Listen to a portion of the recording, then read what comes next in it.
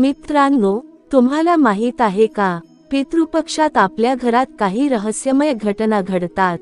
दिवा लुकलुकतो, अचानक फुलांचा सुगंध दरवळतो किंवा कावळा अंगणात येऊन आवाज करतो। हे सगळं काही योगायोग नसतं, हे संकेत असतात तुमच्या पितरांचे। ते तुमच्या जवळ आहेत, ते तुमच्याकडे पाहत आहेत। या संकेतांकडे दुर्लक्ष करू नका, कारण यामध्ये लपलेलं आहे तुमच्या आयुष्याचं भवितव्य आणि तुमच्या घरच्या सुख समृद्धीचे रहस्य। पितृपक्ष म्हणजे आपल्या पूर्वजांना आठवण्याचा, त्यांना तृप्त करण्याचा आणि त्यांच्याकडून आशीर्वाद मिळवण्याचा काळ। आपल्या घरात आयुष्यात अनेक वेळा काही विचित्र घटना घडतात। या घटना योगायोग नसतात, तर आपल्या पितरांचा संकेत असतो। पितृपक्षाच्या काळात असे संकेत अधिक प्रमाणात दिसतात। चला तर मग पाहूया। घरात या गोष्टी दिसल्या तर समजा तुमचे पितर तुमच्या जवळच आहेत।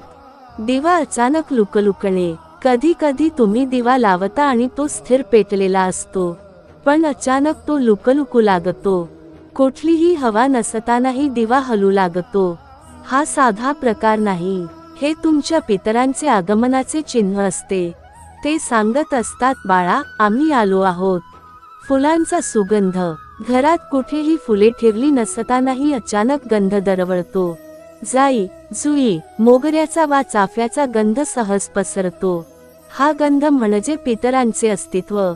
ते फुलांच्या सुगंधातून आपल्याला ओळख देतात। म्हणतात ना, आत्म्यांचा सुगंध हा नेहमी पवित्र असतो। कावळ्यांचा आवाज, कावळा हा पितरांचा दूत मानला जातो।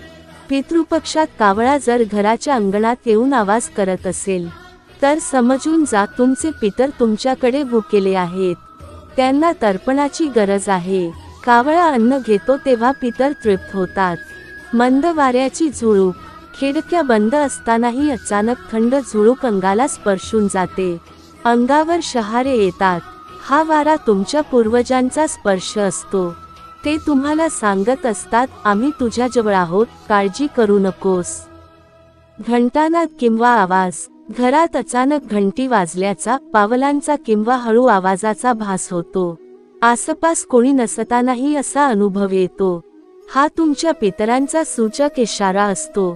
स्वप्नात दर्शन, स्वप्नात जर तुम्हाला तुमचे आईवडील, आजी आजोबा किंवा कोणतेही पूर्वज दिसले, तर हे स्पष्ट संकेत आहे। ते स्वप्नातून सांगतात, आम्हाला अन्न, पाणी आणि स्मरण हवे आहे। स्वप्नातील हे दर्शन दुर्लक्षित करू नये। पीस किंवा पान गळणे, अचानक घरात पक्ष्याचे पीस दिसणे किंवा झाडाची पाने वेगळ्या वेळी घरात येणे, हे देखील आत्म्यांचे चिन्ह मानले जाते। अगरबत्तीचा धूर, अगरबत्ती लावली नसेल तरी धूरकट वास येतो। कधी लावलेल्या अगरबत्तीचा धूर सरळ वर न जाता गोल फिरतो। हा देखील संकेत आहे की पितर उपस्थित आहेत। मनातील अस्वस्थता, अचानक बेचैनी वाटणे, मन उदास होणे, कुठलाही कारण नसताना डोळ्यांत पाणी येणे, हे देखील संकेत आहे तुमचे पितर तुम्हाला आठवत आहेत।